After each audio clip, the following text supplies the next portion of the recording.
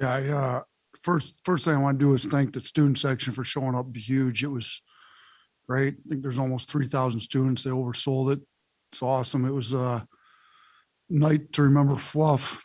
His family was here, his parents were here. We asked the student section to show up. They did come out of the locker room and see the whole thing packed before they, 20 minutes before the game for Fluff's, you know, presentation that they did for him. I thought was awesome. So thanks to the student section.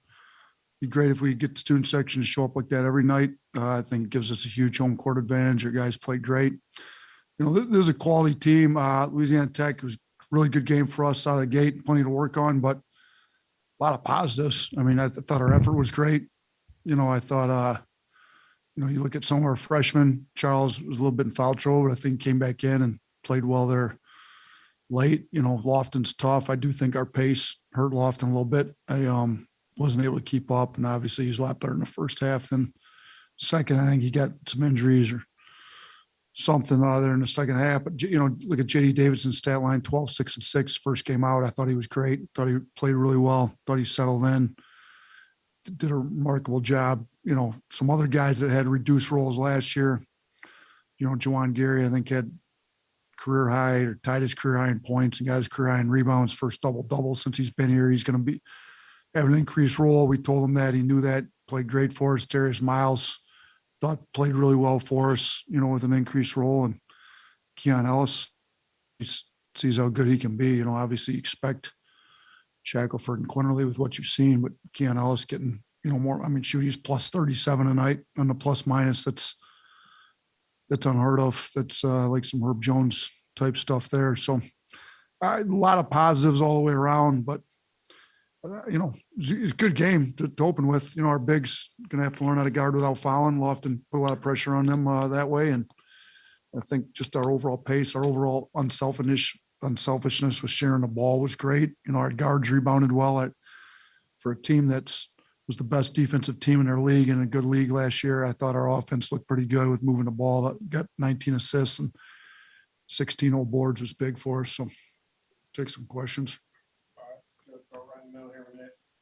Yeah, that series of the last couple of series from Keon, where I think he had the three, then he tipped one in, and he also had the block. I mean, how much does that epitomize what he brings to this team? Yeah, I mean, he's a really talented offensive player. He goes 3 or 4 from 3. He's been shooting lights out in practice.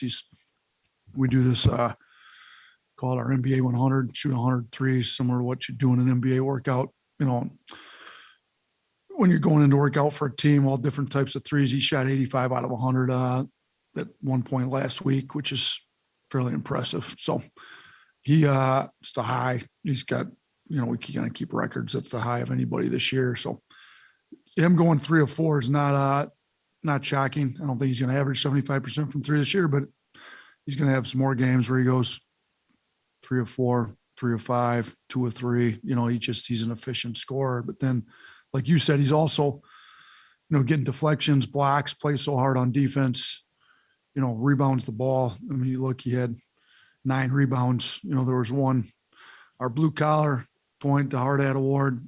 He lost it by 1 point to Juwan Gary. It was kind of that rebound, him or Juwan get it. Juwan grabbed it. You would have had 10, and Juwan ended up with 10. So, both those guys got to be got them blue collar guys, and kind of the two of them together maybe replace Herb Jones.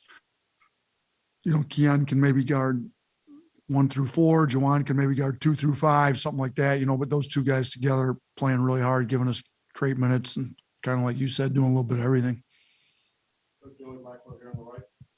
Hey, Coach, you guys had 5 players tonight scored double digits. What does that say about, first off team chemistry, but also the selflessness of the team and getting the ball around and getting guys that can make shots? Yeah, and Quinterly, had 9. So we're, and he's going to be in double figures most of the night. He's a one more bucket, one more point away from having 6. So I thought it said how much we want to share the ball. Shackelford, 17, kind of had us going early. Keon Ellis got going there a little bit later in the second half. Those two at 18 and 17. And then, Juwan and JD with 12 each, and Darius Miles comes in off the bench and, just over 16 minutes, scoring 11. I think it shows how deep we can be. We played in the rotation, I think, what do we have? 8 guys in double digit minutes, and Keon Ambrose gave us some good minutes when we got in foul trouble there. So, and I think Jason Holt will come along. It was needed more depth on the front court than we did kind of in that wing play tonight, but we've got good depth. We've got good players. The ball moves. We had 19 assists.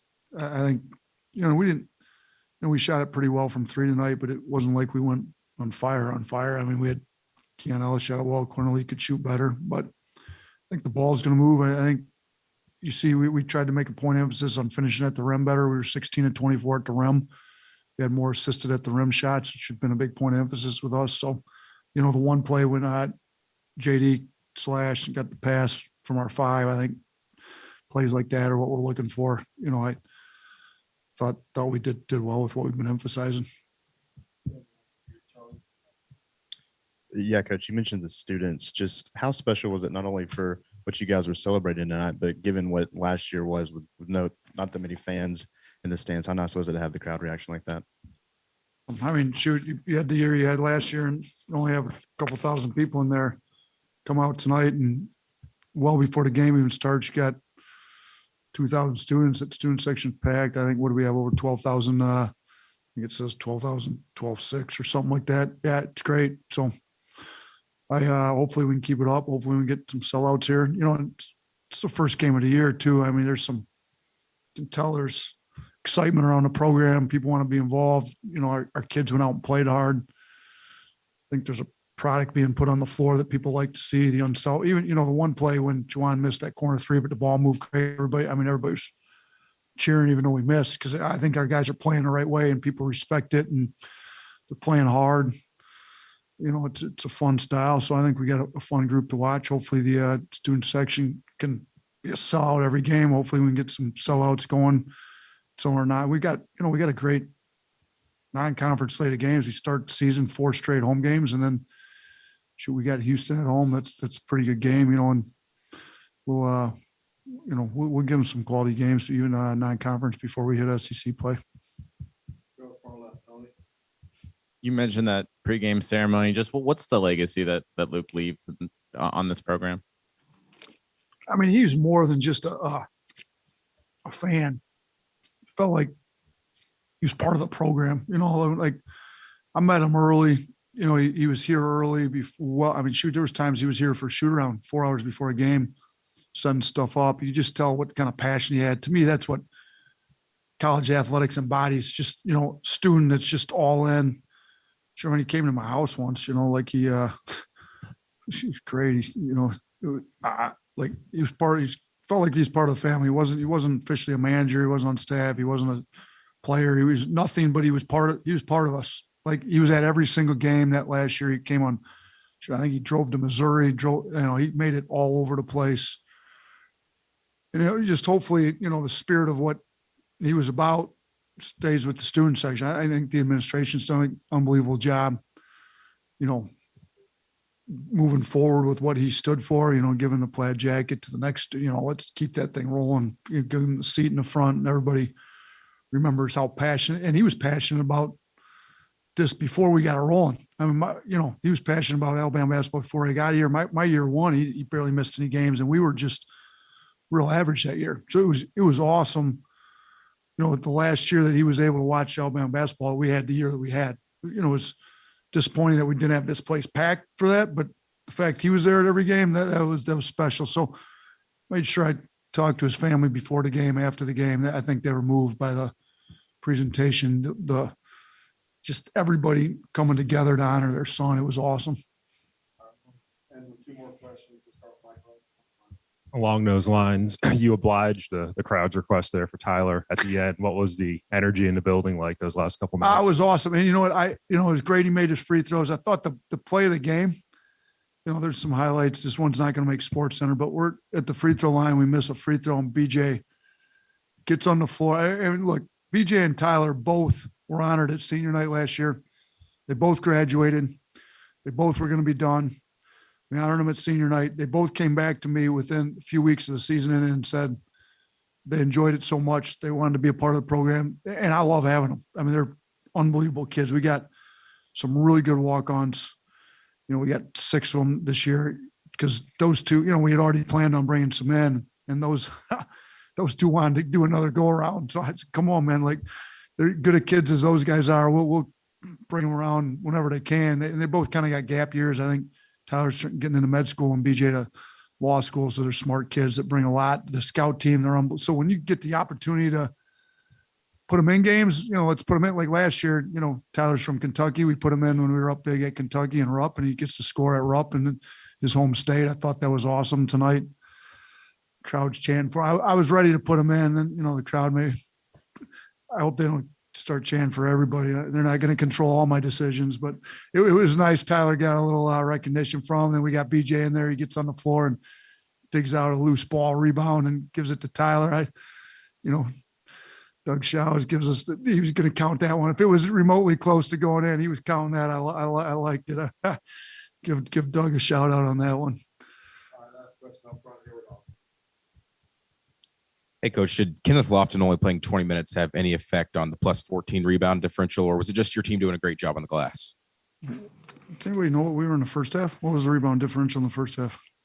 I don't have the full box score. You know what? You got 25-19, Alabama. So we were up 6, and when we ended up being up 14, we were on pace to be up 12 with him in the game a lot in the first half. So probably had a little bit, maybe 2 rebounds to do with it. I don't know. Take the analytics out, but look, I'll say this: him being out in the second half definitely had something to do with the overall game. I mean, he was causing us some major problems in the first half. He had 12 points, 8 rebounds. I thought they did a pretty good job getting on the offensive glass in the second half. Some other guys, but I mean, he's a really good player. I mean, I do think our pace hurt him.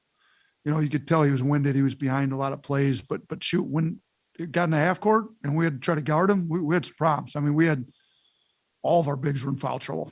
So, I mean, you look at fouls, I think Bediako fouled out, I believe, right? Noah had 4, Ambrose had 3 in 7 minutes. Like, he was putting some pressure on our bigs, but I thought our guys did a good job. I mean, you look at the rebounds, though, the 4 guards we had, you talk about kind of our main 4 guards with Quinterly, Shackelford, Davidson, and Keon Ellis. They combined for 26 rebounds. So, our guards getting in, rebounding, that was a big point of emphasis. Let's look and see how our guards did compared to their guards. I thought our guards did a great job helping down, rebounding down with our bigs.